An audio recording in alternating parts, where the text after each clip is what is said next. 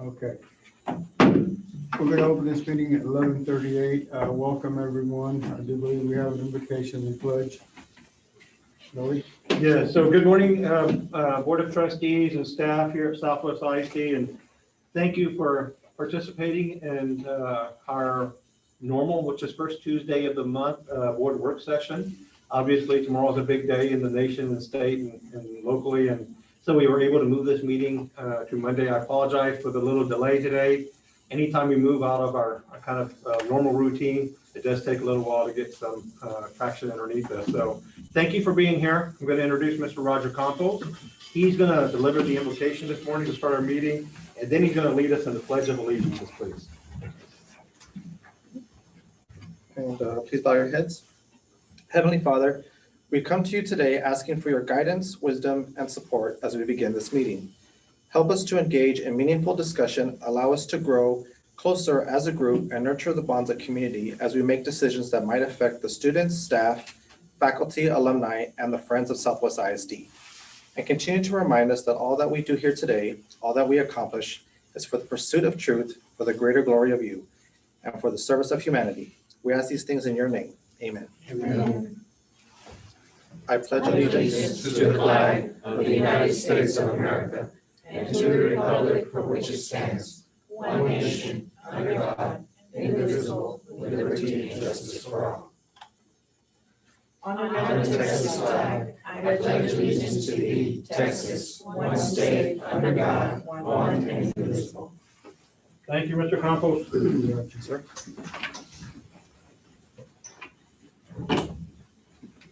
So we do have 5 items of information we'd like to bring to the board today to have a more deeper, meaningful conversation and receive questions. And if any of those turn into an action item, we'll bring them back at the November board meeting, regular board meeting, which is the 3rd Tuesday of each month.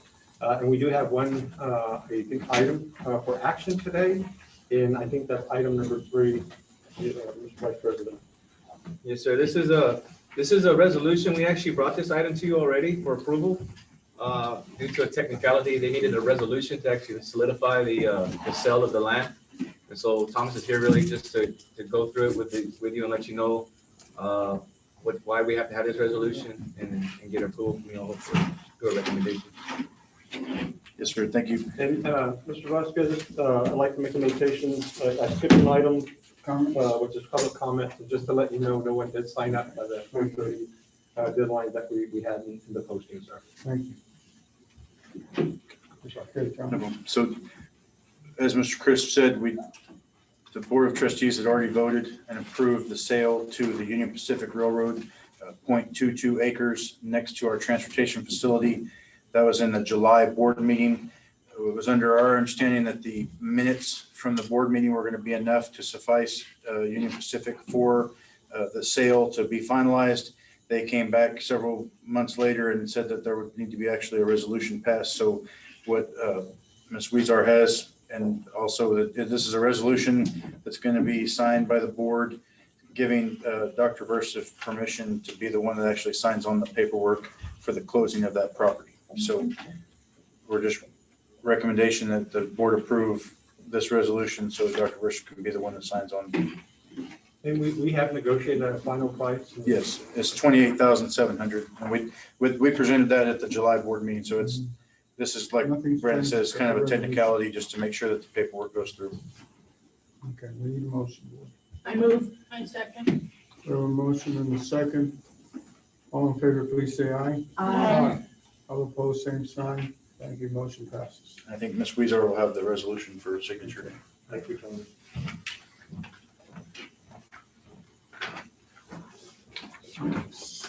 Then we got items of information. Go public update. Who's gonna tackle that?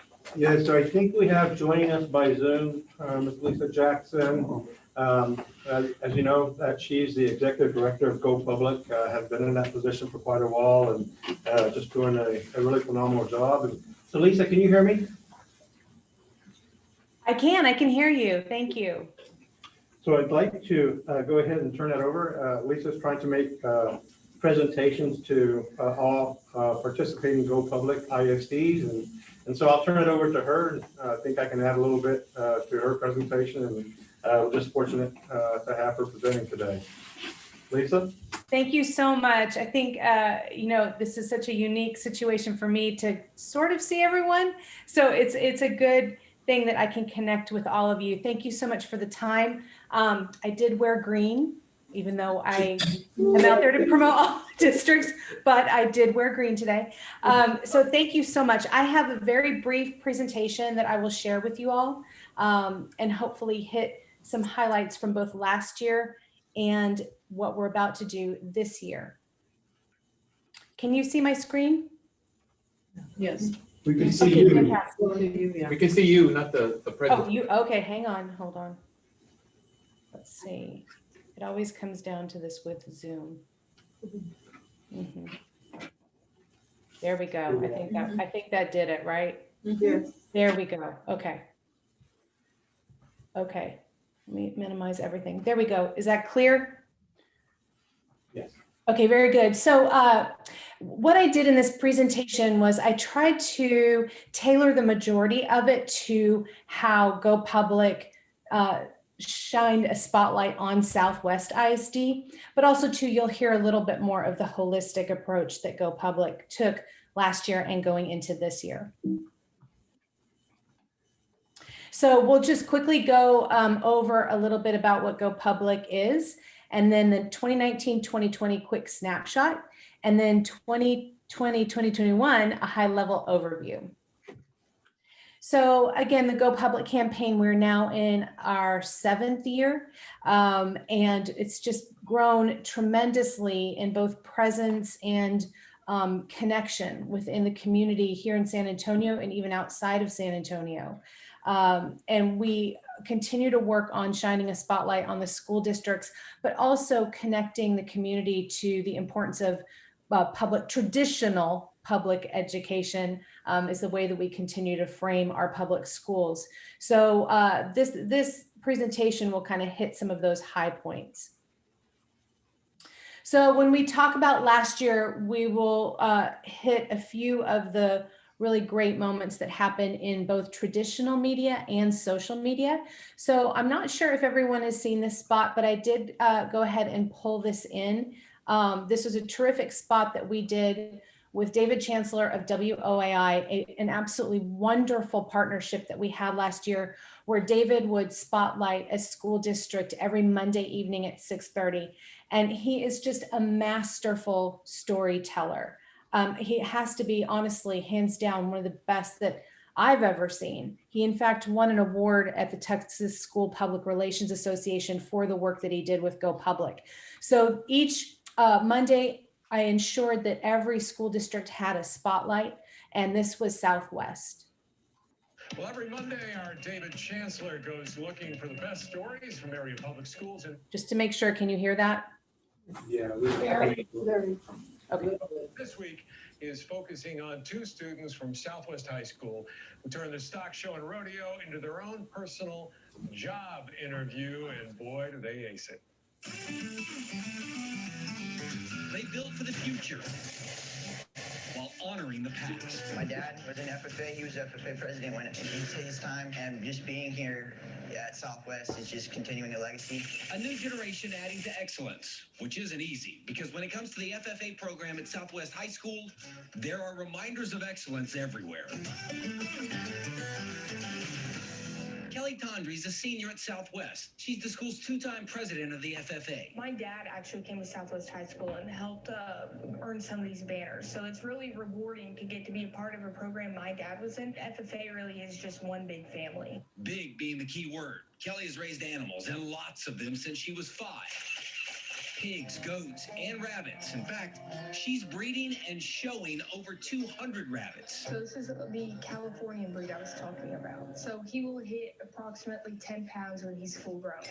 Animal care is round the clock. Washing, feeding for hours each day, and then one day they're sold. It is very emotional. It's like losing one of your best friends. We're raised to learn the process that, yeah, it's sad that they're going to go to the terminal show, that we're not going to see them anymore, but we understand that it is bettering the community and bettering livestock as a whole. But FFA is more than raising livestock, because farming goes beyond animals. That's Zach Firstop. He's a welder and a good one. Right now, he's building a fire pit that also serves as a pizza oven. That project will be auctioned off at the rodeo, which could mean scholarship money by the thousands. Every day whenever I'm working in here or I have a project at home too I'm working on, that's all I think about. Winning that scholarship, it goes through your mind, man. But at the end of the day, even if you don't win, you still have an amazing project you built yourself that nobody can take away. It's a win-win for the present and the future, for the student now and the farmer down the road. I come from a family of farmers, many farm, things break, so knowing welding and being able to fix things comes in very handy, and instead of having to pay somebody, you can do it.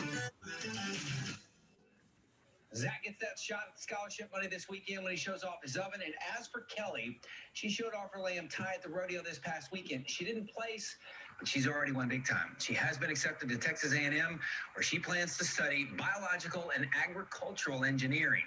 That's pretty cool. You can see all of our Go Public stories on my Facebook page, and you can follow Go Public on social media at WeGoPublic. I'm David Chancellor, News 4 San Antonio. So that's just a terrific example of this type of storytelling that David does. And, you know, when he goes deep like that and then hits those sort of emotional heartstrings, I think it really has a huge impact. Like he said, he says at the end to go to his Facebook page. And I'll tell you what, the engagement that he has when he shares these spots. So even though they're done on Monday evening once, they get shared again on his own channel, and then WOAI, and then of course Go Public. So we have such tremendous results from all of that. And then this next spot here is a little bit of a twist that we did this year on Cool Schools. So previously we used to do like about a 2-minute spot with KSAT, but instead this year we took a longer period of time of airtime with KSAT, and we aired 15-second commercials that ran for 2 weeks on KSAT and METV. Then we also had digital banners that drove traffic from a banner that was customized about you to your profile page on our website. So here's the 15-second spot. Cool Schools brought to you by Go Public. Cool Schools spotlights the programs for students in Southwest ISD, like free full-day pre-K, aerospace and aviation, and workplace opportunities through business partnerships. Learn more at wegopublic.com. So just a really tight, simple message, but impactful, because we're trying to spotlight all the different programs and opportunities that are available. So within just these last 5 minutes, we were able to see welding, FFA, pre-K, and so on. It's really exciting to be able to have so much to feature. Cool Schools. Sorry about that. Go Hold on. Public. I don't have the, there we go. Okay, this example right here, in working with KSAT, when I mentioned the digital banners, what they do is they put them up on their site and their network, and we get a lot of traffic to the Go Public site because of these banners. And this is an example of what we did, you know, as everything started shutting down in March.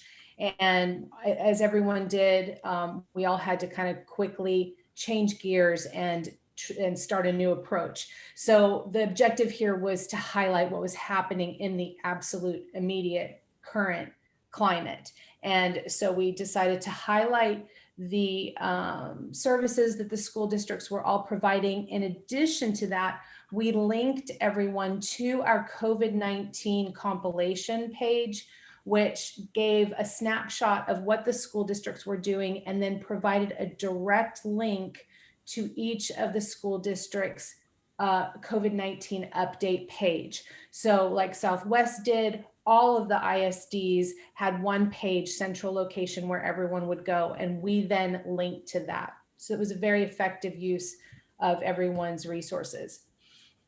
As we go into, we were in traditional media, and we'll touch base here on social media. Again, one of those sort of free spaces that you're able to do a lot of storytelling. We had some fantastic spotlights that we were able to showcase with you all. The two nurses who went to New York was just heartwarming and timely and impactful, and it got, of course, tremendous engagement, but it was such a beautiful story for us to share. And then also, of course, as we always see, the work that happens with child nutrition and feeding kids. So we were able to spotlight that as well. This right here, this next slide, I wanted to spotlight this as well. The best content a lot of times it comes from the ISDs. And so we were able to grab a resource that one of our family members, I always like to say, Medina Valley, provided to help provide students access to their online courses. And this was utilizing a PS4 and Xbox. So they had identified that, and we were able to pull that in and push it out. And it was probably one of our top performing pieces over this period of time. So again, working together, we're able to do a lot. This right here, this little very visual compilation is just a snapshot. I just wanted to show you all that we did launch an Instagram channel this year, and methodically, very deliberately worked to build that audience. And we have now over 1,100 followers without any ad buy to promote it. It's been literally that sort of, it's like on the ground work of building relationships, but it's online. So we have a very engaged following, and it's really been successful, and we're going to continue to grow this. So in addition to our traditional and social media, we branched out further into radio last year very successfully. We normally always do a radio spot with Texas Public Radio. And last year we went ahead and expanded that to 96.1 and 104.5. And both of those stations are part of the iHeartMedia family. And so what the decision was to work with their DJs, although I feel like that's such a dated term, but like hosts of the shows, and they would give much more of a personal testimonial about their experience with public schools, because both had gone to public high schools in San Antonio. So this is an example. Jamie Martin here, and my boys go to public school. They have been going since they were little bitty in kinder, and I'm excited about my older one. He's entering 7th grade, and they have athletics finally in 7th grade. So he's going to be playing basketball, track. They even have baseball. So I'm excited for that. If you're uncertain about where to send your child for their education, go public. San Antonio has 19 area school districts offering so many programs. They have STEM, dual language, performance arts, and athletics. All public school teachers are degreed. They're accredited and continually receive training to empower our kids to learn and prepare for college, career, and life. We've been so blessed throughout the years. The boys have had awesome, outstanding teachers. No tuition to attend a public school. For enrollment information for pre-K and kinder, you can visit wegopublic.com. So just very effective because it's personalized. And Tito from 104.5 also did his own take on public schools. Very, very powerful messaging. Jamie Martin. Whoops, sorry. This next spot, this is our very own Kayla Calderon Lugo, and she is the communications PIO over at Edgewood ISD, and she lent her time and talent and her network. She has quite a following of people who followed her when she was on Univision for many, many years as an anchor. And so she's become kind of a spokesperson for our Spanish-speaking population. And we did a terrific initiative with Univision where we had 5 15-second spots on television and streaming. And then we had them also on radio. And then we also designed we have one Spanish-speaking sort of initiative online. So our Espanol page has both her and critical information, and we translated that. We had Kayla, we call it the Kayla page because she has everyone go to wegopublic.com/Kayla. That was our top 5 pages over a 4-month period as far as traffic is concerned. So I'm going to share just one of the spots. We highlighted the basics, the great program, STEM, pre-K, some just highlights that we could tackle in the first year. Hola, soy Keila Calderón Lugo y mi éxito es gracias a la educación que recibí en las escuelas públicas de San Antonio. Los distritos escolares del área proveen un excelente currículo de tiempo completo y gratuito. Conoce más acerca de esto en wegopublic.com/Keila. So each spot is very similar to that. And again, we are hopeful that this year we could potentially get an underwriter to help us do this initiative again, but getting it funded by other sources. So sorry, repeat that. Okay, the next slide, as we get into, so now we're transitioning. So those are some of the highlights. I also had provided a printout or an attachment of all that Go Public had done in the media as it also related to you, Southwest ISD, and assessed a dollar value. So you could see how powerful it is to pull the resources together, that you get so much more for each dollar than if you tried to do it just only for yourself as far as everything that we covered. So as we go into 2021, we are going in not a different direction, but a direction that's going to enable us to be even bigger and more, I don't know what the word is, in a way, stronger online as well as within the community. So we're going to pull away from most of the media buys this year and really make sure that we're using every dollar in a way that, is extremely conservative and frugal. But that doesn't mean that we're not going to be doing things that are going to really help push the message along. So I call this online and on the ground. So a grassroots strategy that exists online and on the ground. Part of the online strategy involves the sister campaign that I also oversee, Go Public Gulf Coast.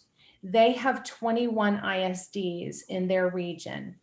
I'm pretty sure we're almost at like 90% of renewal from all of those ISDs. What we're going to be doing is they will remain a separate nonprofit, just like Go Public is, but we will merge the two campaigns online on the website. So there's a big, currently as we speak, over the next 2 months, a major overhaul of the website, bringing everyone together in their separate regions. But what that will do is make us bigger. By creating a greater online presence, because we'd have 40 some ISDs and all the traffic that's associated with that, we become more and more that trusted authority and trusted source. So when people are searching online for public schools or programs around them, We Go Public will rank on that first page. When you're searching for something, you kind of go to the first few links that you see. That's what we're always striving for, is to try to be on that first page. So we do that through partnerships, everyone sharing our link. Google Ads is a very strong way of ensuring that you can get to the top and drive traffic to your site. Idea and Harmony, Great Hearts, they all have very robust Google ad buys. They spend together about $10,000 a month, and that involves a lot. We also have additional content that we're going to continue to build. Content is king, and we do a lot of studying of what people are searching for and the types of words that they're using to search, and then we incorporate that into our content. So it's a lot of behind the scenes work that goes on. So what that means, I'm going to spend just a moment here because it is very critical in order for us to be successful in driving traffic to We Go Public, so that we can drive traffic to you. That's our goal. So the more ISDs, like I said, we have a higher ranking and more authority.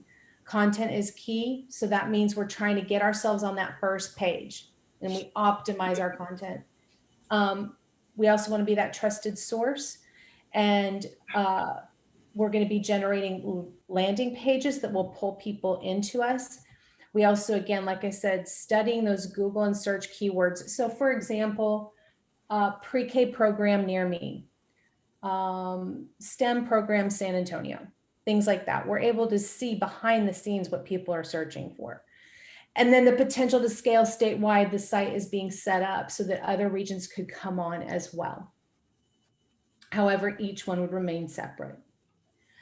This is an example. It's tiny and it's more of just a snapshot, and for me to share with you that our website, the way that we've developed it over the last 2 years is we've developed it in a way that it has value. So the content that we have on there, if people paid to have people come to that content, there's a value, there's a dollar assessed to it. In just these few pages that I pulled out right here, we're within just a few, like almost to $5,000 of just the value of those few pages. What that means is that eventually down the road, we can go and get more sponsors and have them be involved in the website. This is an example of a Google ad. So when you see this and you see this little ad right here, this is all very strategic. Lots of thinking goes behind every single word that's on here with the goal of getting on that first page and driving the traffic to you. So this was one of ours. And as we go now, so we were in online, now we're going to grassroots. I have just a few slides here on this. We're very excited to expand our partnership with Rooted. And Rooted is a terrific group of parent volunteers. They are not paid.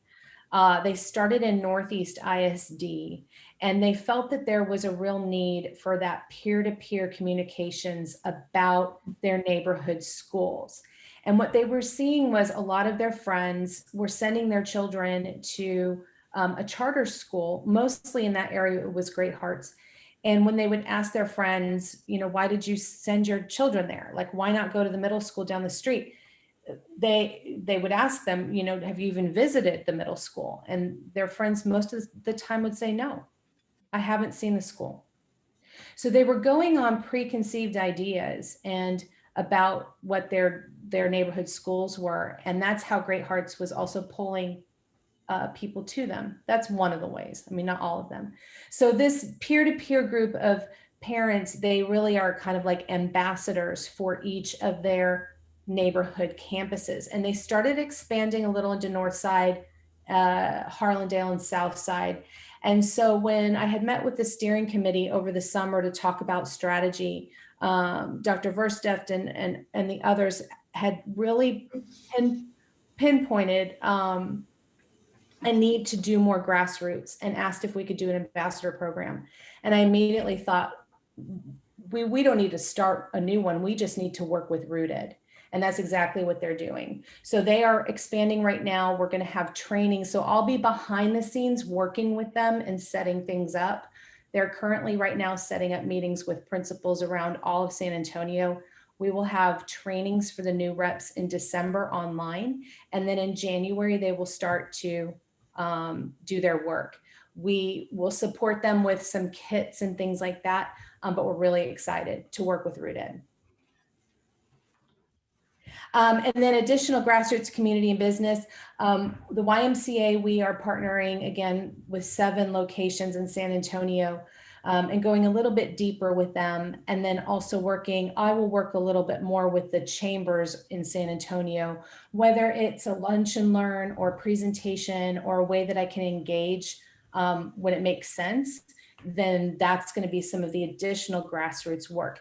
So what's exciting is that the grassroots online and the grassroots on the ground, they talk to each other.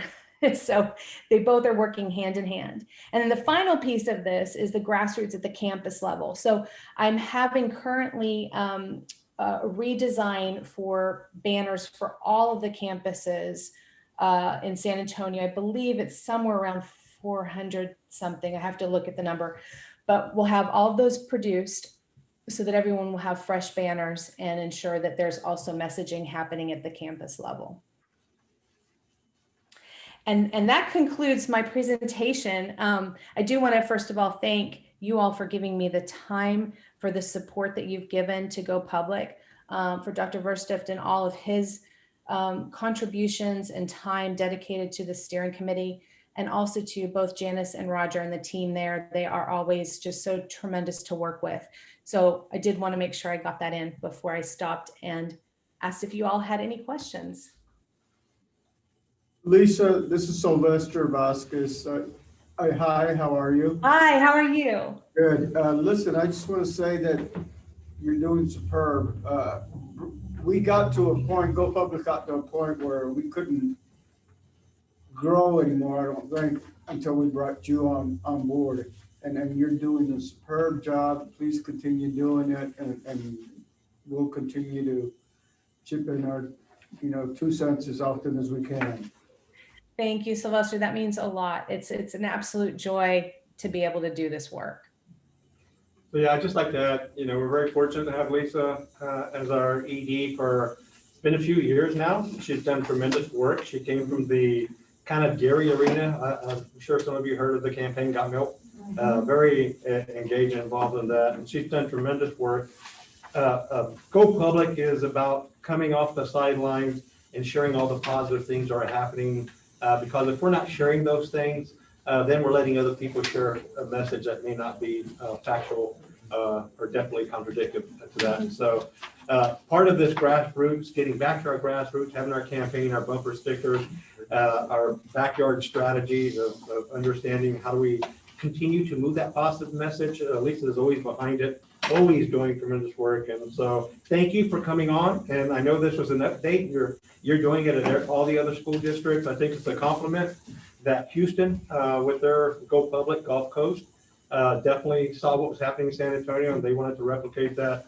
And so, Lisa, you've done tremendous stuff, and we just want to thank you for your time today, and thank you for your message. And we also want to thank the Bexar County School Board Coalition, because this was born from a conversation between superintendents and the Bexar County School Board Coalition, which a lot of you are a part of and participate in.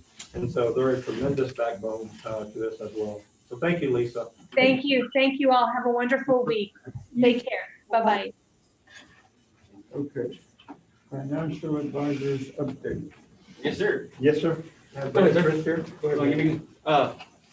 Thanks. I got Mark and Andrew with me from Samco. We felt like it was time for us to come and kind of give you an update. Usually we get a chance to do that at TASB, but unfortunately this year we weren't able to meet. I will say that on a weekly basis, I think I get firms from all over the state of Texas sending me refunding opportunities and showing us different scenarios that we could take. Everyone we send to Mark and Andrew, we kind of discuss. So it's about time we update you all. And so that's why I asked Mark and Andrew to come tonight and just kind of share where we are and what we're looking at and our plans going forward. Thank you all. It's good to be here. Wish we weren't having all these masks and everything. You can take it off if you want when you talk. Most of this, or at least starting as Andrew's going to go through this presentation, it is at your desk. You'll have bonds that can be called. It's prior to the call date. In the old days, we could call and do what's called an advanced refunding, meaning we take them from the investors early. The tax law a couple of years ago said we can't do that anymore. We have to do it within 90 days if we sell them tax exempt. You still have other options. And so we're going to go through that. Andrew's done a good job putting this stuff together. And then I'll wrap it up at the end. We want to start looking at this very closely. And let's go through this and then we'll kind of see where we stand afterwards. Thank you, Mark. Good afternoon, everybody. Mark kind of covered the first 2 pages of this presentation, but the decision before the board is, again, we can advance refund our bonds on a taxable interest rate basis. Taxable interest rates are slightly higher than tax exempt interest rates, or if you can wait till you get to the call date of the respective bonds, you can do that on a tax exempt basis at the lowest possible interest rate, meaning the greatest amount of savings to the district. So that's kind of the analysis we're constantly doing. Is it makes sense to move forward now at a little bit higher interest rate, or see if we can get closer to that call date and lock in the greatest savings possible. we wanted to include a chart of the 10-year Treasury bond going all the way back to 2000, just so you get a sense for where interest rates have been going for the last 20 years, and it's roughly down. And it has its ups and downs. They spiked, started increasing back in 2018 and 19 before, and as a result of COVID, have just dropped off a cliff. So we're at all-time lows. We're getting financings done at just the lowest interest rates you can possibly imagine. And as you might already be aware, a lot of school districts, a lot of cities and debt issuers around the country have been using the opportunity to refund their bonds as they can. And so we're trying to take advantage of that again, as close to the call dates as we can. Our closest next available call date. Look, if I could add one more thing, one of the items, and it's in the bullet point.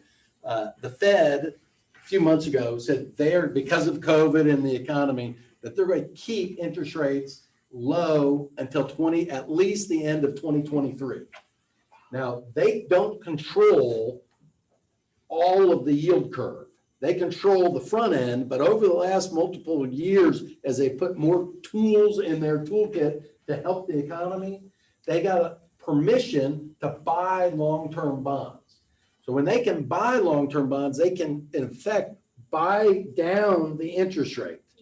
So what they're saying is to get the economy up and going after COVID, they're going to keep interest rates low. Now, as I said, they can't completely control it because the market is going to do a lot of that.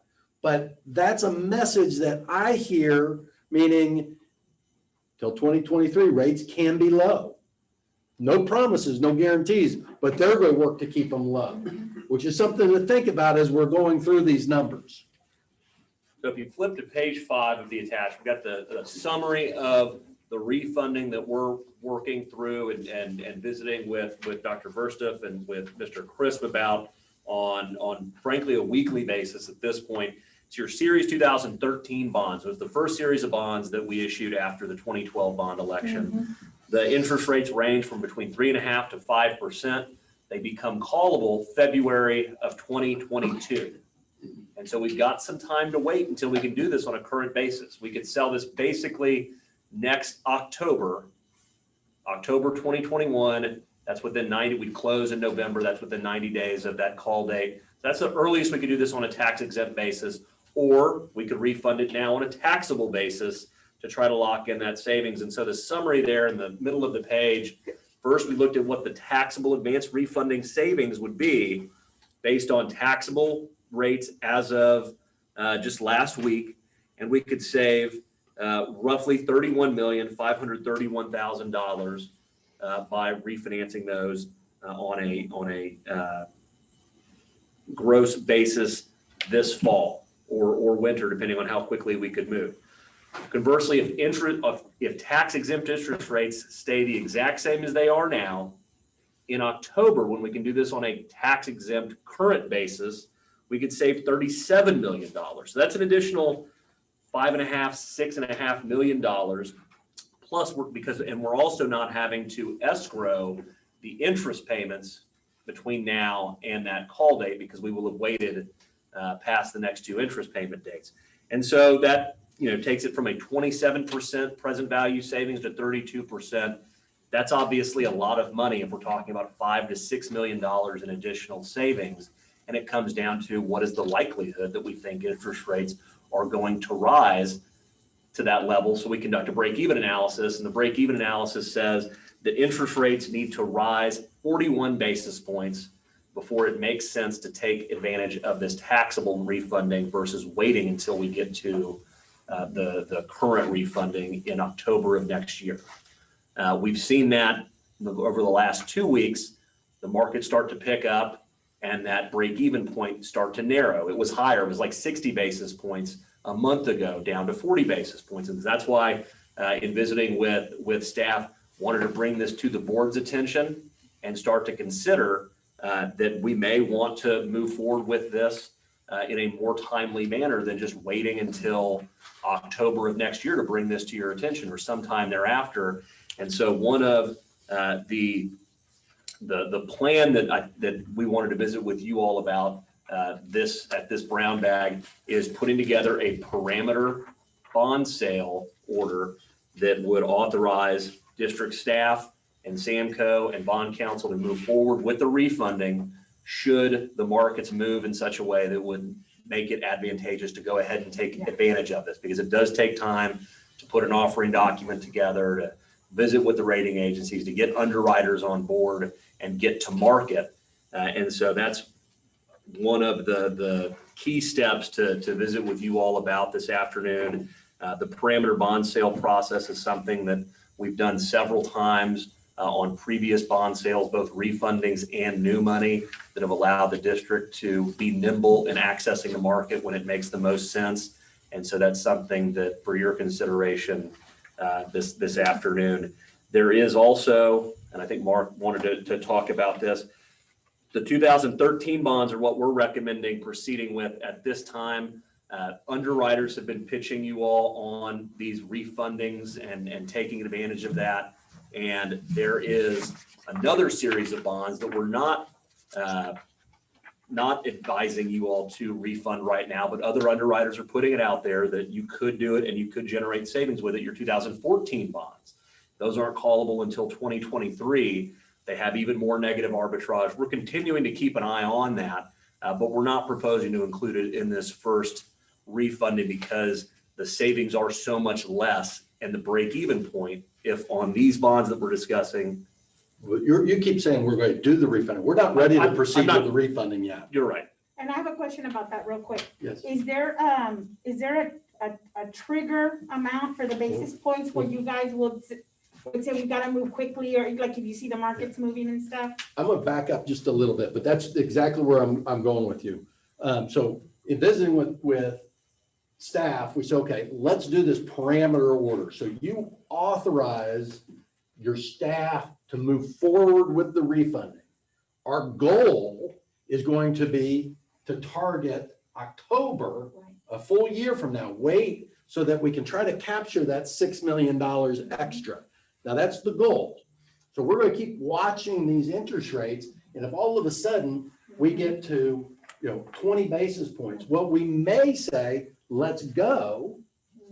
But if we're 20 basis points and it's only a week away from October, then we don't want to do it. Right. So it's something we want to be prepared. We've got an official statement, an offering document that we want sitting on our desk, and it's going to say taxable. And we're going to be working with Brandon as, really weekly. Like, Andrew's right. It went from 60 to 40, but over the last couple of days, it started going back, or that spread started going higher. Right. So it's going to continue to fluctuate. There's not a right answer. That's the problem. I wish I could say, this is got to go, but I don't want to give up $6 million for waiting 1 year. But I also don't want to, it's that bird in the hand and two in the bush. I don't want to lose 31. Mark, how much have we given up already waiting since like August? Well, good question. In July, I didn't do August. In July, we met with Brandon and savings are greater than they were in July. So that chart goes up and down. There, we have seen numbers upwards of $45 million. And that was the thing that I wanted to tie into. That ties back and gets the 2014 bonds and gets savings on that one. But that has $6 million of negative arbitrage. So there's some numbers here I'm going to show you real quickly on, and then I'm going to tell you the numbers when you add the 14. Cost of the escrow. This is on this chart. So what do we have to put into the escrow to pay them off? The taxable bonds take $90,702,000 to pay off because we're doing it a year in advance. If we wait, it would take $89,287,000 because we don't have to put interest in that escrow for the next year. When you throw into the 2014 bond, which is also callable in 2024, the escrow cost is $167 million. But if we separate them and can get to two tax exempt issues, it's $157 million. So a $10 million difference in what we have to put in the escrow. So when people, and Brandon's been getting them and Dr. Versluis has been getting them, we've seen refunding scenarios in August, about 45, 47 million, but that includes a 2024 bond issue. I'm sorry, the 2014 bond issue that has $10 million of negative arbitrage. If we can wait, now, I don't know what rates are going to do over the next year or two, except what I hear the Fed saying, that they're going to try to keep them low. But if we can keep the rates where they are, we see savings at $55 million if you combine two separate tax exempt issues. So now there's the $6 million bogey out there that we're leaving on the table if we wait. If we go now, we get 31 million versus 36 million, 37 million. If you combine that 2014 issue, then we have 44 million in today's market. But if we can wait two callable ones, it'd be 55 million. So there's real money on the table for waiting. But I go back to the bird in the hand and two in the bush. We can't guarantee you that interest rates are going to stay low. But we think they're going to stay low because the Fed is telling us they're going to stay low. It's hard to, that's why we wanted this board input to see, because it's hard to walk away from $31 million. It's easier on the 2014 because that's $10 million worth of negative arbitrage or extra bonds in the escrow. There is not a right answer. There's not a wrong answer. North side, you're seeing them. North side's doing it. Northeast is doing it. They're being done, but they are giving up the ability to get more savings because they're tying it. Some are doing it because they're tying it with new bond issues to structure the debt. Others are saying, we don't know what interest rates are and we want to just take the bird in the hand. But Mark, if we give you the flexibility, the downside is mitigated. You'll be giving them the flexibility to keep watching it, and we'll be taking it back to you all. Yes. But yes, that's the idea. And I think it's November 17th is the Yeah, we want to board. get a parameter so that we can be watching it on a weekly basis, and when we see it going the wrong direction for us, that we can move forward. We've been looking at it and watching it, but right now, because of the rates and where they're trending, it's kind of still fluctuating. We want to make sure that we don't lose 6 or 7 million. I know some districts are doing it, but if they're selling bonds right now to open up to build new buildings and stuff, we're not ready for that because we're not. Yeah. But 2 to 3 years from now, we probably want to do a bond. So yeah, maybe new elementaries, things that are coming up. In our past, we've done refundings with some of our to make restructure where we can do some bonds, help with our tax rate and our property owners. So it's kind of we want a parameter cell in place so that if this goes the wrong way, that we're ready to move forward. I think our culture here has always been that we're very patient, right? And we don't rush into things, and we always seem to do really well maximizing. So, if all you need is flexibility from us in order to be able to maximize the return, I think that's an easy call, right? This is, you hit the nail on the head. See how this chart goes down for the most part. There's bumps. Anytime interest rates are declining, if you get to the call date, savings go up because you don't have to put the interest in the escrow for the bonds that are callable a year from now. If we would see along the trend going the other way, if it would look like this, the sooner you did the refunding, the more savings you would get. So historically, since rates are declining, it's always been to the advantage to wait to the call date. We're at all-time lows. I don't know that rates aren't going to start going up. Right. But that's why we want to be prepared. We may not get the low, but interest rates right now on our type bonds for tax exempt are going to be 2%. Yeah. Free money, basically. And 50 basis points, 41 basis points, that's 25% increase in rate. So the goal would be to get to October. What was the rate last time we did this? You mean 2 years ago? I don't have that number. I could get that number. The problem, that was a 30-year loan. So the average life was longer. It's not an apple to an apple comparison.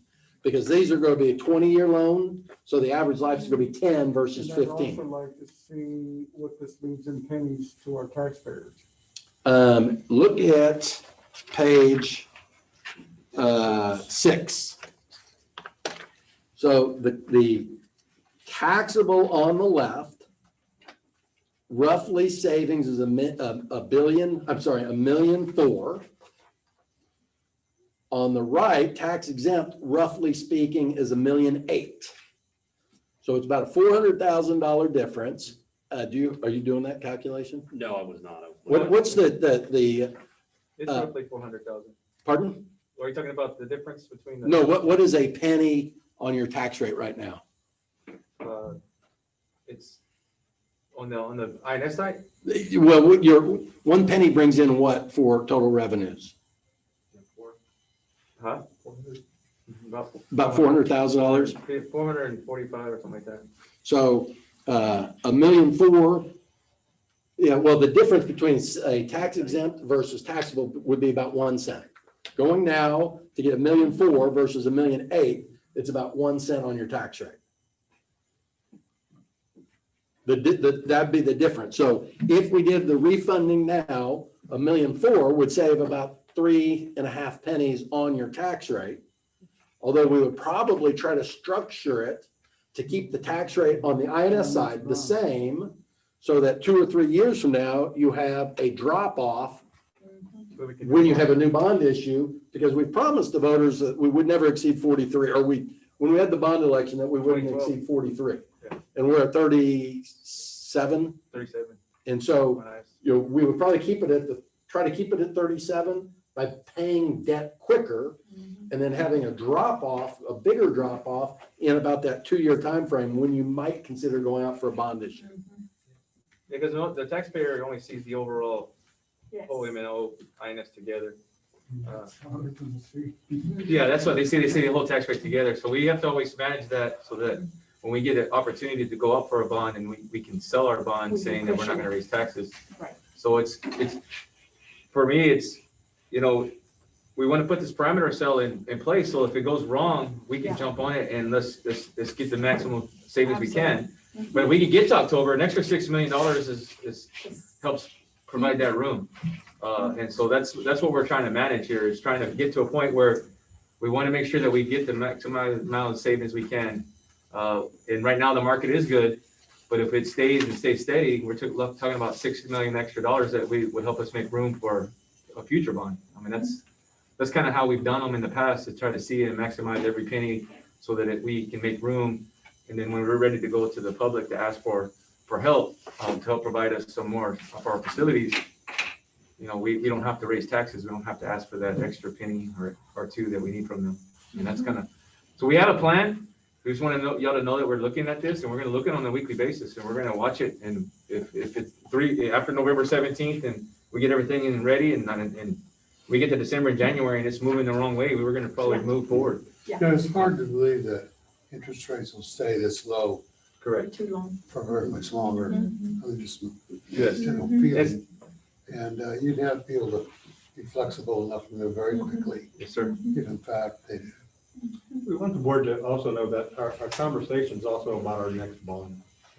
We've talked about what that's going to look like, and just doing the thing where we see the growth and the need for additional elementary, middle school, other kind of auxiliary campuses. I mean, we're looking upwards of 120 just in the preliminary conversation, which we're going to bring in brown bag presentation to show the board what we're looking at. And the best thing you can do is when you go up for a bond is not to increase anyone's taxes. So hopefully we can work this together in concert and kind of run these two parallel trains together down the track. That's the idea behind it. But yeah, we don't want to miss savings, and we also want to take advantage of this. There's no crystal ball, I get it. So our plan would be to bring a recommendation to you all at the November board meeting for a parameter cell. And then we will have it ready to go in our pocket when we see the market going the way, whether it's negative or positive, we'll keep you informed, we'll let you know. And maybe we can get an update if we're seeing things going and giving y'all more information as it goes forward through the year. And I will add, come tomorrow, there could be a whipsaw. 4 years ago, you may remember the stock market, after the election was announced, decreased by like 800 points or 1,500 points, whatever it was. And by the next day, it was up and rallying like 1,500 points. Well, the bond market zigzag just like that. So we might see, and I don't know which, if it's a Biden victory or if it's a Trump victory, what would cause it. But 6 weeks later, we were back to the same interest rates that we were 6 weeks before. Right. So we will see some sort of fluctuation. We have been looking at this with Brandon.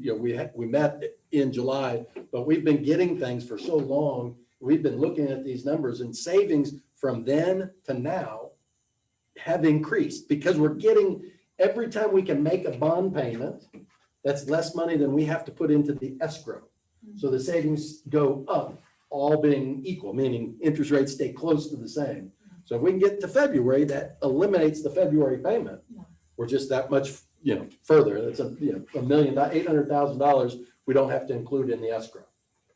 So just, but we want to be ready if things go the different direction. Got it. Thank you, gentlemen. Do I have any questions? No.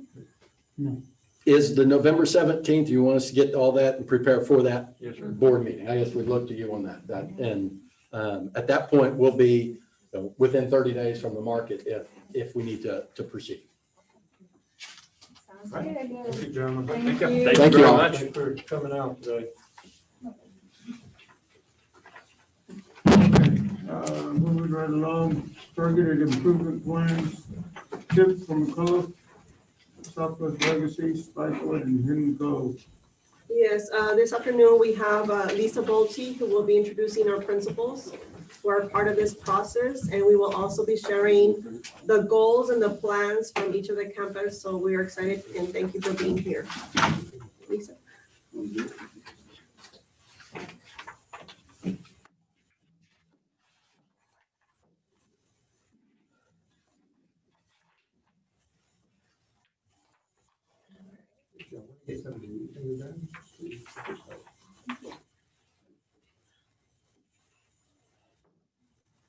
I have to get the technology going. Good afternoon, board members.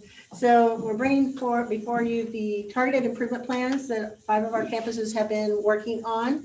So we wanted to just go over just quickly what they use to make these targeted improvement plans. They use the Essential Schools framework that CEA has authorized them to use. And what that framework is it is research-based, and it's looking at a national review of all the best practices that campuses that are truly effective utilize. So it gives us a clear vision of what both the district and the schools should be working on. And it's our basis for our school diagnostics and for alignment across campuses. So there are actually 5 levers that work together in the Effective Schools framework. And within those levers, there are essential actions. So these are the 5 levers. We have strong school leadership and planning with an essential action of developing campus leaders. We have effective, well-supported teachers with an essential action of recruiting, selecting, assigning, inducting, and retaining our staff that's highly qualified. We have a positive school culture with the essential action of having a compelling and aligned vision, mission, and goals. And then our high quality in curriculum with an essential action of making sure everything is aligned to the TEKS. And then effective instruction actually has 2 essential actions, having objective-driven daily lesson plans and having data-driven instruction. So for identification, this is all based on the domain 3, closing the gaps piece of accountability. We had COVID-19 happen, so we didn't have STAR scores last year, so we all have a not rated declared state of disaster for official label this year. But that's just a pause in accountability. It's not a reset. So all the campuses that already had targeted improvement plans continue with that targeted improvement plan process. So that's any comprehensive school that has been identified, and we do have 3 of those. Any school that had in 2019 an overall rating of an F or an overall rating of a D, or even a D in just one domain of the accountability system. So this is all part, the comprehensive is all part of ESSA, which is with the Department of Education. And that label is given solely based on the closing the gaps domain. So they're looking at the bottom 5% of campuses, and they did readjust that, looking at that a little bit differently this year. So we do have a little change with that. With comprehensive though, once you have that label, you have to improve for 2 years before that label can be removed from your school. And so you have to get out of that bottom 5%, and you have to bring up your letter grade to be able to move off of that list.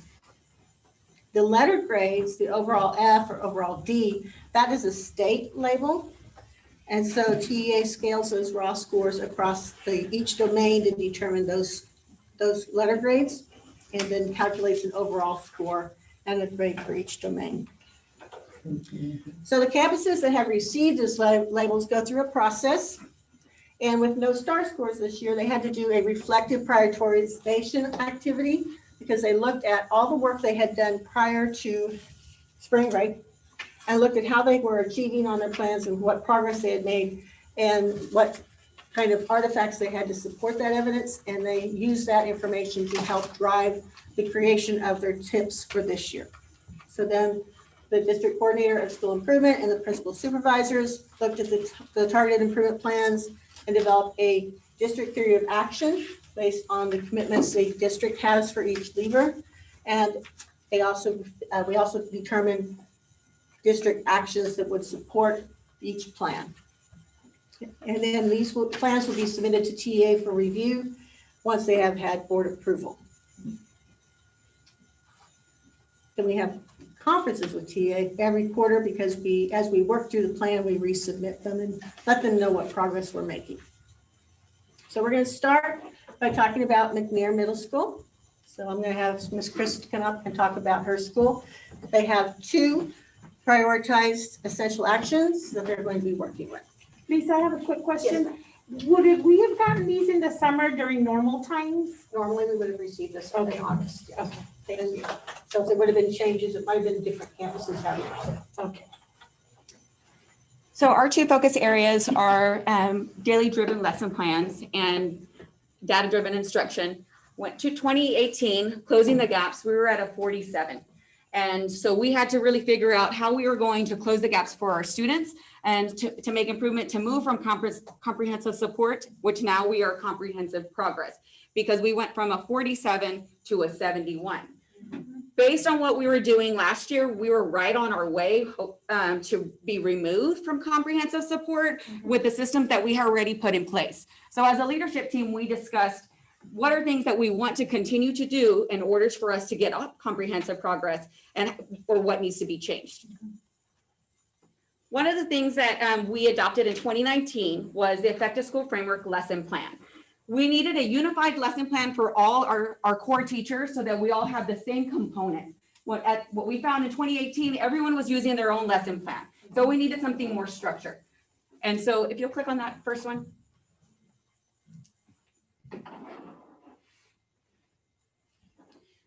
This is the paper version of the 2019 Effective School Framework. We gave the teachers the autonomy to continue to use this if they feel comfortable with using this one. But we know now that we have kids that are remote. And so we had to talk about how are we going to make our lesson plans adapted for our remote learners as well. So if you'll come back.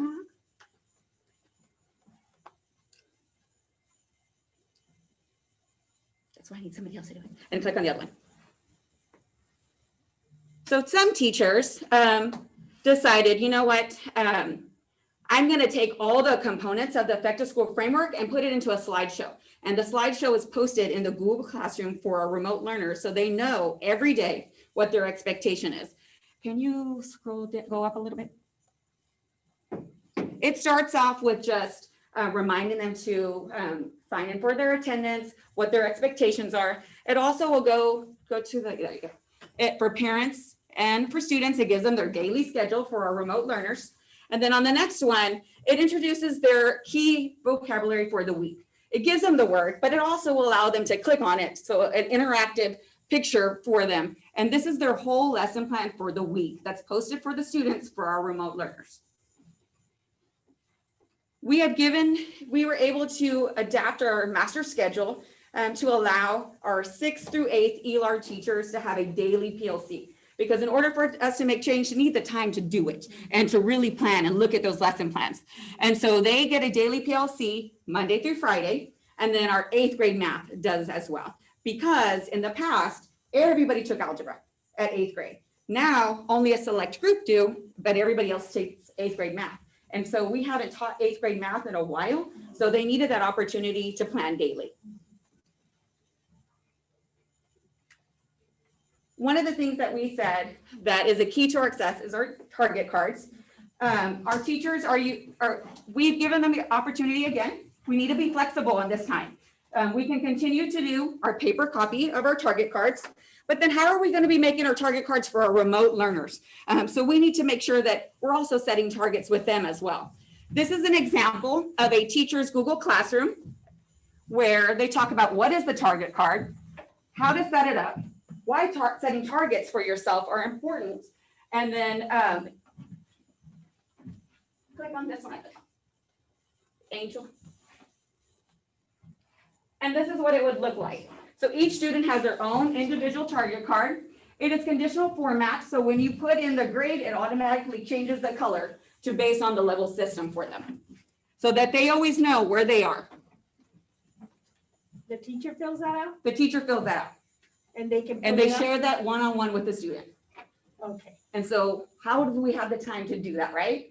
And so we had to give teachers a planning opportunity day to meet with our students one-on-one that are online.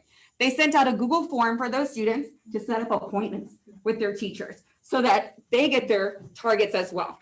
On the side, you'll see the little progress monitoring. That is every student that is either face-to-face or online progress monitors throughout. If you're face-to-face, you're gonna do it in an interactive journal. If you're online, you're gonna do it electronically. Click on the one on top. So before spring break, we took a common assessment 3. So what we did is we took all our scores from our common assessment and we plugged them in. When you plug them in, it gives us a score of like a 40.5. This is the rating system for TEA. So we would have been at a C, which we were right on our way to where we needed to be. Teachers have access to the spreadsheet as well. Every time they do any assessment, they plug in their numbers and they get their own grade. If I was to submit my test to TEA, what would it be? And so they're constantly checking where they're at. And then last, we celebrate success. And as our students level up, that's our motto. They come down to my office, and right outside my office, I have a little bell. And so I just want to show. My name is Tyne, I leveled up. So they ring the bell, they leveled up, that means they made progress, and then they get a lanyard that says they level up. And so it's just about holding accountability from the student, the teachers, the parents, everyone being accountable for their learning. So Ms. Cripps, do you feel like having assessed them now at the beginning of the school year, do you feel like we lost ground because of what happened in March? Do you feel we're kind of even? How do you feel? So I also took our 6th graders now. I looked at their benchmark from 5th grade and I plugged those numbers in. And then I looked at our 6th and our 7th that are now 7 and 8. It looked like we were right where we need to be. Okay. We also gave them a beginning of the year assessment. And so we put in those numbers.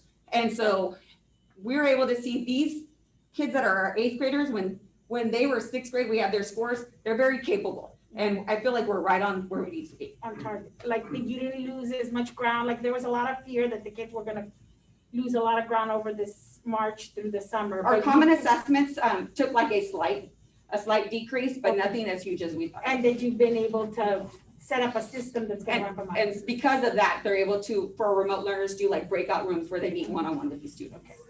Thank you. That's great. Good Okay. job. Thank you. A lot of work happening there. You get an A. I love this. Great.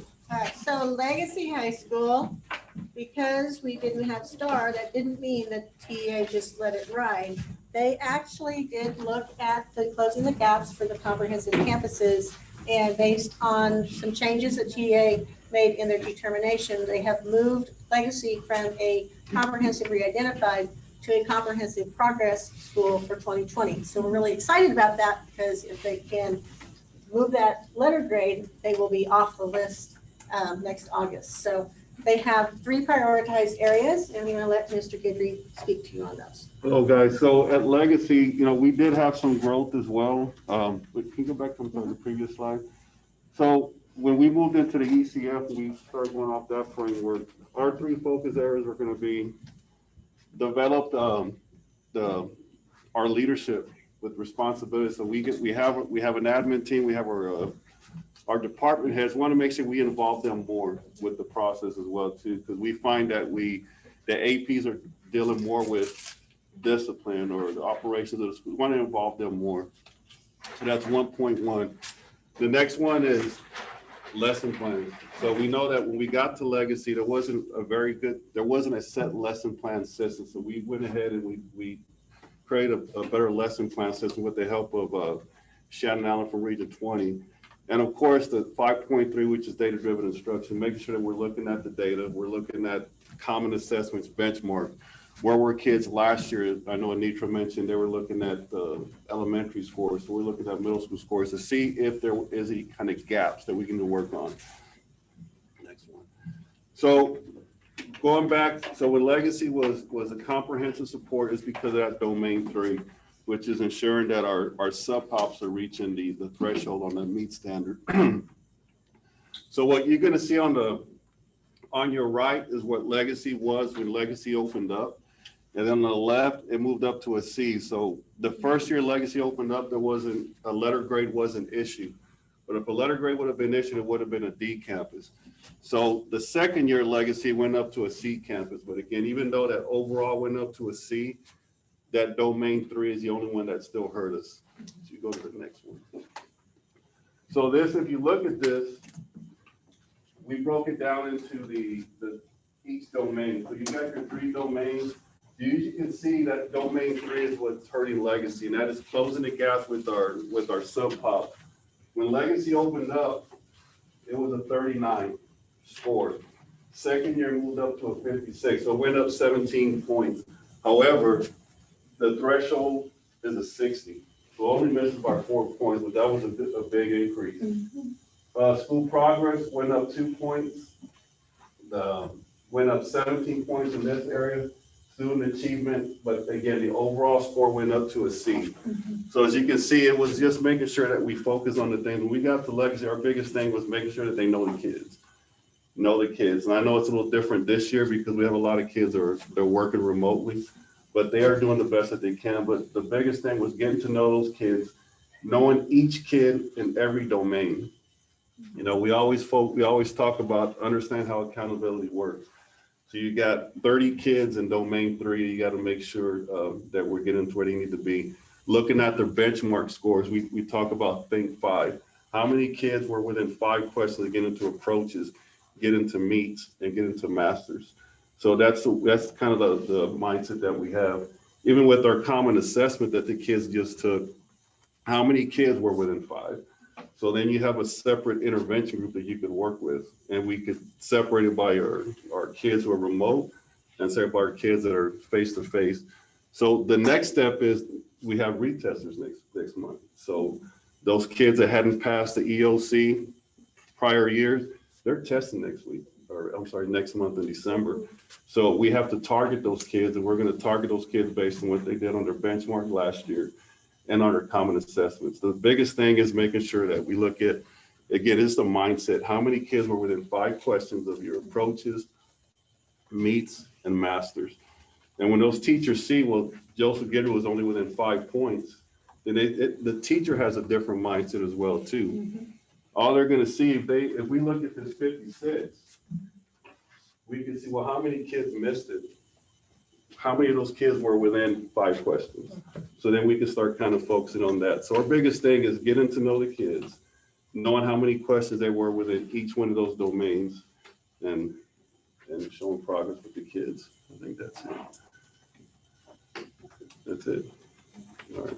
Mr. Gigi, are the teachers do they have lesson plan time as well? They have a PLC once a They week. do? Yes. Okay. Yeah, they have a PLC Good. that's built into the schedule every week. Are they all creating lesson plans as a subject matter area? Yes. So all the math lessons will be the same across the board? Yes, it's one template. Yeah, it's one template that we're using that we, again, Shannon Allen for Region 20 helped us create.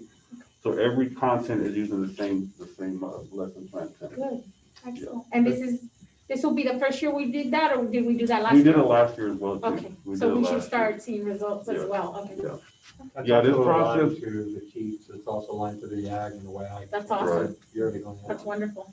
Great framework. So it's like Anitra said too, I mean, if COVID hadn't hit, I think Yeah. we would have been in good shape, but accountability at the high school is different because we weren't held accountable too much that first year, but because we don't have a graduation rate, we didn't have CCMR. So the other piece is making sure that how many of those kids are getting that CCMR point that could help us Correct. get out of the comprehensive support status. Okay.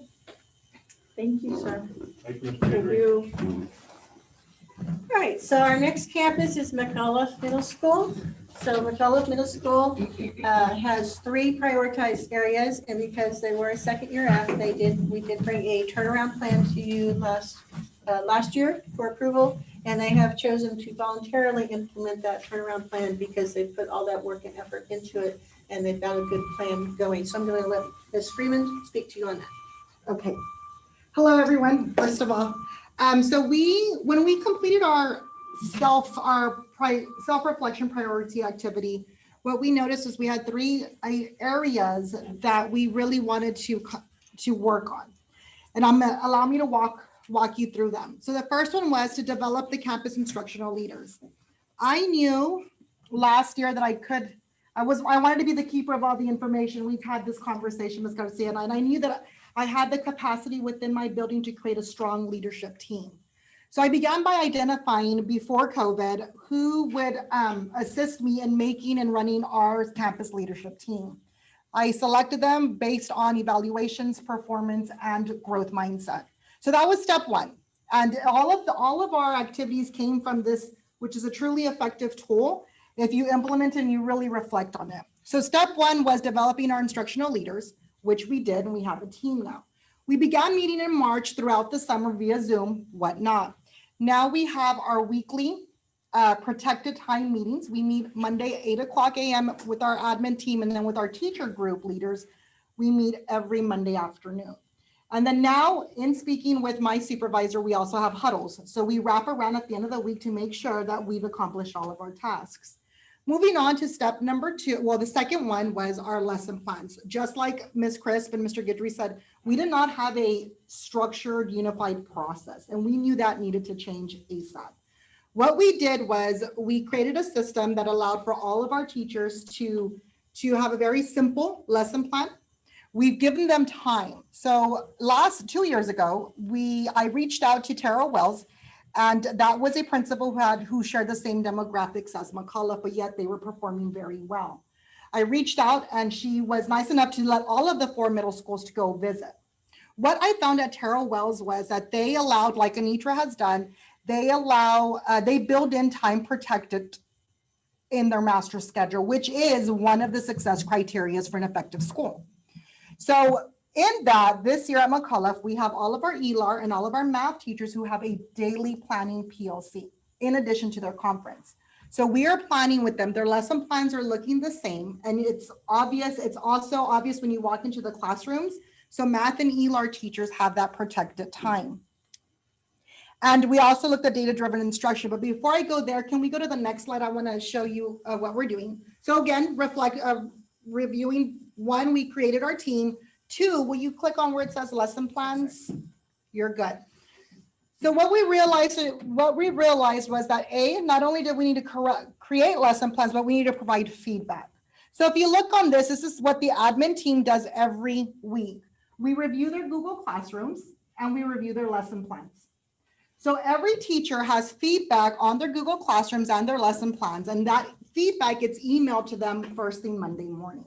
So if you scroll down, any teacher who is in yellow is an alert to us because that tells me they are not prepared. So those are conversations we're having. And we've been doing this since the second week of school. Right now, we started with the phase, I'm here to support you, but now we're in the phase as I have high expectations of you, right? So the yellow alerts us when they're not prepared, whether within their Google Classroom or whether it's in their lesson plans. And those are individual conversations we have.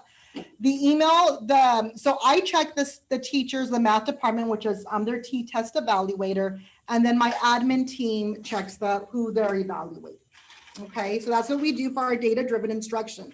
Another component that we also incorporated for 5.3 was one of the success criteria talked about a corrective action planning template. So if you'll click on that, we researched different schools and public schools across the United States, and we found this template to be the most beneficial. What this identifies is after every common assessment, our teachers get to see what TEKs their students scored low on. Based on those TEKs, they come together, they reflect, why do the students score low in that area, and what are we going to do to correct it? So now these are conversations we are having with all of our teachers, and they know they're expected to turn it in after each assessment. I do also want to give kudos to Ms. Chris. We are also implementing the digital target cards for our students as well. So that's been very beneficial. And we're going to continue to work, and I know our rating, but I'm very confident in our abilities. And I believe also had we been able to test last year, we were on our way, but we're doing good things, and I'm following this. I'm reflecting on that and having conversations with the support that I do receive, and I'm confident that McCullough's going to get where we need to be. Questions? No? Good. Okay. Well, thank you, ma'am. You like my flowers? Yes. It's Day of the Dead, so I put them on my head. Thank you. Thank you. So our next campus is Spicewood Park Elementary. They do not have a rating with the federal Department of Education, but they do have a state rating. It was an overall D 2 years ago. So Mr. Gaspar de Leon is going to come up and talk about their 3 focus areas. So let me just tell a little bit about our campus. So last year was my first year at Spicewood Park, and we needed to step up to the challenge. We're the only D campus, the only D elementary campus in the district, and we came up with when we addressed the TIP. These are the three levers that we need to look at: 4.1, 5.1, and 5.3. But we started addressing a lot of things right off the bat. So, before coming to this campus, we heard a bunch of, negativity about students, about teachers, all these things that were negative, and that's why we were in the position that we were in. But come to find out, it just took some adjustments for us to make, and put some processes in place. And our campus, and just like they all said, if we would have tested last year, our numbers were telling us we would have gotten a B. So we would have gone from a D to a B, a low B, but a B nonetheless. So this year we're addressing it a little bit differently. We're using the same things that worked last year, and we're addressing that a little bit differently. So I wanted to say we have, like right now, we have a total of 284 students on campus, face to face. So that's 55% of our kids are on campus, and we're trying to make phone calls every single day, do weekly checks, because we do want to bring them in. The more kids we have in front of us, the better we're going to be. And you asked earlier about the COVID slide. We are seeing that as an issue a little bit, and that's why we're trying to bring these kids in. So our first one is curriculum and assessments. So like Dr. Verso said earlier, we look at the YAG and the WAG, and we look at it backwards, right? So, what is the assessment going to be like for the 6 weeks? Or what are the TEKs that we need to make sure that we cover, that we teach the kids, and then we work backwards. So our lesson plans need to reflect that. So we have and we work on this a little bit differently too. So we have our academic coaches are split up, and the admin is split up, and we go into their planning time. So we hold two planning times. One is RELA, so it's reading and writing, and the other one's gonna be math and science for 5th grade. And we walk in there and we're with the teachers when we're in there looking at their lesson plans. We're in there looking at the TEKs that they need to cover. What are the best practices? And as a matter of fact, we're to the point, and this is something we did at Meadow Creek, we're to the point where we're bringing district people in, the district coordinators, the reading person, the math person to come in and guide us, give us best practices on all these things. And that's why our teachers are developing the way that they are. This is aside from the PLC time. This is strictly lesson planning. So continuing with lesson planning, we provide model lessons for our teachers through the academic coach. So if we don't have the district person providing these lessons, the model lessons, we have our own coaches that provide the lessons for them and address these TEKs. So I'm sorry. Let's see. So the 5.3 data-driven instruction. So in elementary, we use SOAR 3D, which really is a system where we have the teachers, they have their classrooms, they have their kids color-coded by whether they're ESL or ESL, bilingual, or, well, we don't have bilingual, but they're ESL or denials. And then if they are special ed or 504, whatever, they have a color code there. And then we do weekly assessments according to the TEKs that we're teaching, and all that data gets inputted in there. And then on Thursdays, so they test on Friday, they have till Wednesday to input that data. And the academic team, we look at it on Thursday. So when we do meet for lesson planning, when we do meet during PLCs, that's the data that we cover. And we have a really good grasp of where our kids are and where we need to be. We have monthly fluency checks for the district. I mean, for the district does, so we have them at our campus as well. I mean, we monitor lesson plans while they're creating them. We monitor them when they turn them in. So, I mean, we have a pretty good idea of what's going on campus. So that's what I have. Questions? Thank you. Any questions? Okay, our final campus is Hidden Cove. Hidden Cove Elementary only had a D in one domain. Their overall was not a D, but they did have a D in one domain. So the state says that they do have to have a targeted improvement plan to bring that letter grade up. So their chosen focus areas are 1.1, developing campus leaders, 5.1, daily lesson plans, and 5.3, data-driven instruction. Ms. Myers was unable to join us today, but she did provide some, we do have a slide about what she's doing at her campus to help improve those things. So with her campus leaders, they're working with distributed leadership at her campus to make sure that everybody has clear roles and responsibilities, and then they're going to build capacity. So they're going to be training other campus leaders what those roles and responsibilities are so that they've built capacity across the campus.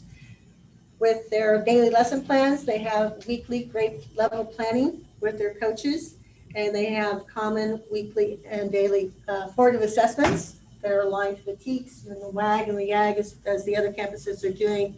And they're tracking and analyzing that data during their PLCs. They also use SOAR 3D.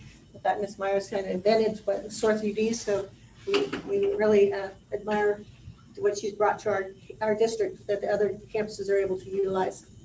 And then data-driven instruction, they have a process to make sure that data is entered into SOAR 3D and that is aligned and that they're taking care of the needs of all those students. They're looking not just at STAR grade levels, but they look K through 5 to make sure everyone is building so they don't forget that foundational piece. So these are our target improvement plans that we've been working on. We'll be bringing it back to the board for approval at our regular November meeting. So if you have any other questions. I just want to add that with a new role that we have as principal supervisor, I do oversee 4 other campuses, and our job as principal supervisors is to meet with the principals. And right now we're meeting with them on a biweekly basis. And so part of these plans, especially these campuses that presented today, we have an entire campus support. This way the principal doesn't feel like it's just a principal running through this, but they also have a sounding board and a partner, a thought partner, and then since a lot of this work does come through curriculum and instruction, then we do have a team that is there to support. So we do find that the need is ELO or math, and the content team comes in, surrounds, and provides the support. But at the same time, I don't know if you recall the famous EPI, which was a lesson plan that we had the entire district go through. And at the time, it was not favorable with the teachers because lesson plans, it's not the most favorite thing for teachers to do. But what I do appreciate from our administrators today is that they themselves have identified that as being one of the components through the Effective Schools Framework. And what it really does is it's the best practices. And so this has been going on for 3 years, when before the target improvement plans were developed by what the principal thought was most important. But now the state has put together this framework that from these specific best practices, you're going to choose how you're going to raise up your scores. So I appreciate the principals for being here today, and Lisa also for presenting and the hard work that you're doing at your campuses. Thank you so much. Delia, how have we adjusted our improvement plans, being that we're having to do a lot of online stuff? Is that coming down from you? Are they being allowed to be creative? Is everybody the same page? So there is a lot of creativity going on. As far as the campus improvement plan, the needs are what they produce on the campuses, but we have been having some very purposeful principal meetings and some very purposeful principal learning group time, where we do get to share either one-on-one basis from the supervisor down to the campus, or if not, then there's a lot of collaborative where they're sharing what is working in one campus and not the other, or they just share some best practices as well. We are also partnered up, and later on we'll bring this information, but we are one of the school districts out of 40 school districts in the state that we applied for RSSP, which is Resilient School Supports Program. And so through that program, we have some of our principals that are also part of that, where they're also sharing their best practice across the state. And so right now, if there's not a one best practice, just because it all happens all of a sudden, but just being flexible, being fluid, and being creative, as we've seen that when those target cards were paper-based, now they're creating them remote. Even the lesson plans are now remote. Everything is pretty much, it's forced us to become very effective when it comes to the meeting time, and then also just being able to transcend the work into the homes. So we're also having to partner up with our parents. So we're going to be standing up how to create some professional development for our parents. And so that's already gotten started. I would say virtual in March last year looks different than virtual today. Definitely. But it still has its challenges and it still has obstacles in the way. It's not, there'll never be a replacement for face-to-face learning environment. Although technology can infuse and integrate and support what happens in the classroom. But you heard from really 5, I think, high-quality principals here today.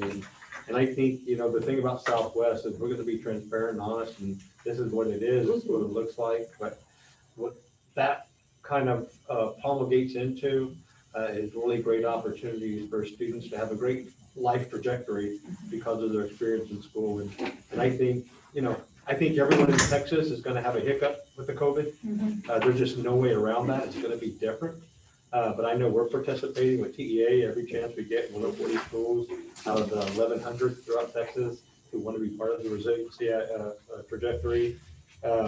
We're doing the beginning of the year assessment, end of the year assessment, kind of a pre and post of this year to see what's happening in our schools. So I think we're in really great shape to move forward beyond this pandemic. I'd like to, I don't know if we have done any surveying of the parents to get some feedback as to what their challenges are at home, what environments they're confronting, and getting like a clear picture of what's happening in the homes so that we can maybe mitigate some of those things or help with some of those things in a structured way. Just because, I know I'm doing my grandbaby 2 to 3 days a week, and it's a challenge, and I have feedback I would love for y'all to hear. And I'm sure there's parents out there too that are struggling for different reasons, but we need to know what is happening in the house, right? We don't know. So maybe we could design a survey to really get a peek into these homes, and we can make some adjustments over, like, we got this 9-week period, and maybe I think we're gonna be still doing remote in January. Potentially for the spring semester, if we can make some adjustments that'll help the families at home, I think that would be fantastic. Yeah, that's a great idea. We're driving 2 different, inputs from the parents. One is a survey through Qualtrics, and this is through IDRA, which is one of our partners. And so IDRA has partnered up to where they're going to survey the parents to see what would be beneficial for them to learn. And then this way they could be driving a monthly professional development for parents based on what the parents say they need. And then at the same time, for curriculum instruction, we're calling it 3x3x3. We're calling 3 parents, 3 students, and then 3 teachers to ask them what is working for them, what is not working for you, and then how can we improve. Okay. So we're doing that. People in CNI are making phone calls and connecting with teachers, connecting with students, and connecting with parents. Because a lot of this work it's either happening in the classroom or it's happening at home. So we want to make sure that we have built some good pillars to where either we provide some best practices in the home, or if not, then professional development for the parents. Right. We're doing a lot of things on outreach for, I would say, our most disengaged students during this environment. But I like your idea of really going out there and just doing a pulse check for everybody. We're trying to get some meta information, right? Getting that meta information, I think is important. I think this is good, but it's very targeted. What's our big picture? What are some of the big challenges that parents are facing that maybe we can help with, right? Absolutely. Well, they have to have a question and it has to be open-ended so they can. Right, they have to figure out. Because a lot of the surveys are so general, you know. Right. So this is why for the 3x3x3 is we're gonna call, it's gonna be, either a remote or a phone call. And so we want to get some real true, like what's working for you, what's not working for you, and how can we improve. And so every single director, if you are an advanced academics and you're gonna call an advanced academics teacher, advanced academic student, if you're a bilingual, you're gonna call a bilingual parent. If you're a special ed, you're gonna call in a special ed parent, special ed student, to get just a big good sense of where we're at. Okay. So in the past, we had Lisa do all these presentations for the campuses, but we thought it'd be really great to allow our principals to come in and do the presentation. Thank you. Thank you. And I will feed you food as well. Y'all are doing awesome. Y'all are amazing. Okay, we got one more thing, curative community lab, the COVID testing. Well, we do have, did you do both of them together? No. Oh, I'm sorry. The campus performance objectives. How much time you need for that next one?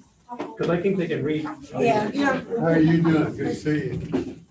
So that, Very nice I was job. going to present on Sorry, my the. bad. That's Go ahead, okay. Lisa. Item D, performance objectives?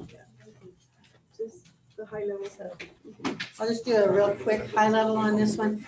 We bring to you the campus performance objectives every year for your approval. So this time we thought we would bring them forward before we brought them to approval, so you could ask questions to get more information. So I just want to, since we're kind of stretched for time here, I just kind of want to go through the process a little bit. So the campuses take their data. Of course, this past year, they have to still use 2019 data. And they look at STAR data, they look at attendance data, they look at discipline data, they look at all kinds of data. And they take that data and analyze it down to the student level. And then they go through a series of questions and come up with a comprehensive needs assessment. And based on their analysis of the data and their comprehensive needs assessment, then they then determine what their performance objectives should be that'll be in their campus improvement plan. Okay, so that's the process that they go through. So I've given you a handout where you have all of their different performance objectives that we'll bring forward again for the next board meeting for your approval. So you can look through them. You can see there's a lot of similarities. They talk about their performance on the STAR. High schools talk about CCMR. They talk about their attendance rate and they break it down, what they're hoping to achieve through their work this year. So you can just go ahead and look through those at your leisure, and if you have any questions, please let us know. Okay, thank you. Now, will this be coming back in November? They'll be coming back for approval in November. Time to Yes, go through each campus. Yes, take a look at them. And if anyone has any questions, you can just make a phone call. I'm always here. Thank you, Lisa. Thank you. Good job, Lisa. Thank you, Lisa. So yes, we have kind of a semi-announcement. It's the last item of information. So we have our Director of Health Services, Valerie Maldonado, and you guys know, trying to keep you abreast of most of what's going on in the COVID landscape in Southwest ISD and the Southwest community. And so we have some opportunities coming down our way with community labs and with another entity called Curative. And now we're also in conversation with this kind of TEA state of Texas opportunity that's coming our way. And so I'll turn over to Val, she'll explain each one of those kind of high level to let you know about when we're gonna start, what's accessible to us and where we go from here. But she does it a lot better than I do. I don't know about that, but I will do my best. So we'll start with community labs because that actually happened this morning, our first go around with our CAS-STEM system. So community labs is the asymptomatic testing that happens in-house. This is available to our teachers and our students. It is an opt-in that we have to have consent for them to participate. We screened about 32 people this morning.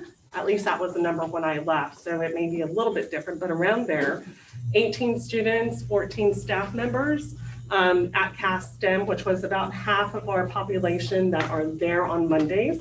So that's a good start. Really simple. It's a shallow nasal swab. The kids do it on their own. Teachers do it on their own. It's put into a little test tube. It gets sent off to be run, and we will receive the results within 24 hours. Wow. The site now, Community Labs has their own lab people that come in and do the collection piece. And once we have a positive, or if we do have a positive, we will do the part of notifying the parent, speaking to the parent and letting them know what our isolation protocols are. And then we will also do contact tracing for that student, seeing who they were around within 6 feet for 15 minutes or longer. And then other questions like, were they wearing masks appropriately and consistently covering their nose and their mouth and things like that. How many minutes or longer did you say? How many did you say? How many of what? I'm sorry. Tests. Well, I thought I heard you said that you did your community tracing for with people with whom they've been around. Yes. X number. Oh, yes, sir. I'm sorry. Yes. And I did hear how many? Within 15 minutes or longer. 50? 15, 1-5? Yes. Okay. Yes, for a total of 15 minutes within 6 feet. And then, of course, we'll look at the mask wearing and things like that, whether or not people were coughing, sneezing, what was going on during that time. Does that 15 minutes, is that under the new CDC guidelines Yes. that just happened a day or two ago or 3 days ago or something? Right, it's Where a it's over total, a certain amount a of period? 24-hour period, which Okay. we've done pretty much from the Oh, but have you beginning been doing anyways. that? Yes. Okay. That was with the guidance of Metropolitan Health Oh, District, good. yes. Okay. So that's the community labs portion. That's our in-house asymptomatic testing. Now we're partnering with Curative to do a community outreach project. Our students, our staff go out into our community, right? So we're having a two-pronged approach right now, in-house and then our community-wide testing. So that is through Curative. We will allow them to be at our stadium. Our stadiums are where we're going to set these sites up. And it will be a drive-through format where anybody in the community at large can come and get tested. That one is an oral swab. They do it themselves again. Curative will collect it, send it off. The results go straight to the person. But that again is just part of an outreach to our community to make sure that we've covered not only in-house testing, which we will be starting off small, but expanding to the rest of the district. And then we'll have the community outreach piece to that as well with Curative. When are they gonna do community outreach? So that starts mid-November. So that'll be a Thursday through Sunday drive. The goal is to get 500 tests a day at those sites. Hopefully we will do enough marketing and outreach so that way people know that that's an option for them. Yes. And they don't know, they don't have to worry about any kind of payment or anything like that? That is free. It's free. That's No, wonderful. That's huge. This question probably won't make any sense, but if you're testing people, see whether or not they have, but it doesn't mean they had it. It doesn't mean they won't get it. You're exactly So right. it's just a point in time test, Exactly. to say what you are right now. Exactly. So it's only gonna be really effective for people who happen to have it. Right. Yes. To mitigate spread. It's another, we've addressed it as another layer of safety. It is not a cure. It doesn't mean you're not gonna contract it the next day. But it says at this point in time, when you took this test on Monday, you are not positive for COVID. what they're seeing in Somerset, because they've been doing this for 4 weeks with community labs, is it alleviates some of the anxiety that teachers have, just knowing that the kids they have that day did test positive for that day. They have been able to isolate 2 to 3 different asymptomatic students and adults. Then they think that helped the bigger picture from spreading it around even more. I think that's a goal here. Let's find the asymptomatic folks that we can isolate during that time and make sure it's not spreading, and that would kind of help the greater picture. Something about community labs I want to make sure everyone understands is we're only allotted 15%, 15% of our total students, because they have to build up their capacity. They're a new organization getting started. They've been underwritten by the city, by the county, and philanthropy to provide these. They started at Somerset because they were a perfect size for a beta test for them. And now they want to expand it to the other 7 ISDs on the south side, east side, and west side of San Antonio. So that means that we had to identify basically three areas that we're going to start with. CAST-M, they've been included with the CAST network. So CAST-M is part of that. But here at Southwest, we're able to include Southwest Legacy. About 23% of their students are attending face-to-face, and this is just for face-to-face students. So Southwest Legacy, Crewell Road Elementary, and we think we can include our transportation a week later, our transportation drivers, because we know that they're inside of a capsule, driving around the district all day long. Yeah. And we want to provide them some relief knowing if they have it that week, or if they do, that we can kind of move on that picture. And that's going to be the picture for community labs all the way through the holidays. Then they can add up more capacity. And by the end of the year, it comes just keep building up capacity. Curative is for everyone in the community. Right. We just have to provide a big area, which is going to be our football field. We're going to plan it accordingly when there's not a major football game going on, because it runs Thursday through Sunday. That's going to allow our community to come out, anybody to come out, and be able to take a test, and they will be able to get their own private results through some unique identifier that they get online to go check the result. And I think we get an aggregate. We'll get an aggregate. Of people who are in our district as well. So this is all voluntary. We're not forcing, nor could we force anyone to test, or would we want to, but it's another layer of support. Is that community test going to be advertised as whether or not they have those particular symptoms, or it's not gonna? No, anyone. Anybody, whoever, if they're asymptomatic and say they were exposed to somebody and want peace of mind and want to go and get tested, or anybody who is symptomatic. There's a lot of confusion right now too, because allergies are real bad, Yes. and flu, and some people are having the flu, and the symptoms are similar. They're So very similar. It does help with mitigating the spread. Absolutely. We have access to this because of our longstanding relationship with our athletic doctors, Dr. Sines and his organization, I forget what they're called, but they have access, it's an entity out of California. They have access of over 1 million tests, and they're looking to make sure that they can do community outreach with it, and so we're volunteering. Yeah, that's great though.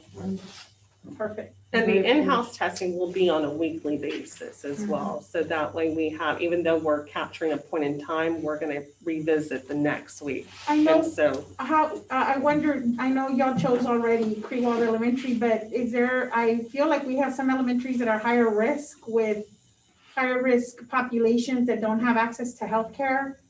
I think Val's done a Take that really into great, consideration? yeah, Val's done a really great job of not only going to the campus, but looking at that zip code. Yes. And what the exposure rates are for the. So zip that's code. where, that's what you used? Yes. Where there's like a lot of. Right. We looked at the number of cases that we're having on campus, as well as the zip code and the number of cases of prevalence of COVID in that zip code that feeds that So that's where particular you went. campus. Okay. And that's how we chose the Okay. ones that. I'm surprised. Yeah. I didn't expect that. Okay. Yes. Yeah. Yikes. Yikes. And of course, this isn't to say that all of the other mitigation measures that we have in place, we are going to continue to do those because those are important. This is just, like Dr. Versif said, another layer. Right. And hopefully it will help our community just feel safer. Well, I know what that tells me is that our neighborhood, I live in that neighborhood, is having issues. But I think this is something that it doesn't matter where you come from or whatever. I think If it spreads, so. it spreads in a certain area. I wear my mask everywhere. You are absolutely right. Yeah. My husband will tell me, take it off. It's just me and you. Oh, yeah. Thank you. Yes, Thanks so much, Val. yes, Thank you are you. welcome. Thank you all. You have one more thing? Yes, one more thing, just a reminder, as if you didn't know, tomorrow is election day, but it's a student holiday and it's a staff professional development day. We have 5 sites that are voting sites in the Southwest, Spicewood, Big Country, Bob Hope, Sky Harbor, Central Office. And then obviously all the other Bexar County sites are also included. And most of our teachers will be doing their professional development online at home, because we want to alleviate any opportunity for contacts as we can. And we think we're able to do this. We've been doing virtual for a while now. I think we're getting pretty good at it. Next Thursday, November the 5th, and Friday, November the 6th at Southwest Legacy Auditorium is a theater production called Check Please. And you can purchase tickets on gofan.com. And that's it. Are they doing like the social distancing Yes. and all that? Yeah, that's why we do it on GoFan, because they set up the auditorium where you're definitely 6 to 8 feet apart, and you cannot sell any more tickets than that. And that's why we're doing, even at the football games and other athletic events, we're doing all of our tickets online so that we can control the crowd. But once you buy the ticket, it's general, so if you come with 3 It's people. gonna be a spot, Oh, there there'll will be be. spots designated that you can only Okay. sit. I see. So gonna do we be- need, are we gonna have our own designated area and you're gonna give us tickets, or we gotta go in with, in Go fast. general? You go ahead. Go ahead, you probably know more about it. Well, we would probably need to know if you're gonna go so that we could tell the fine arts department, because right now athletics will give you. Yeah. But I don't know about the fine arts department, and so we probably need to. When is it?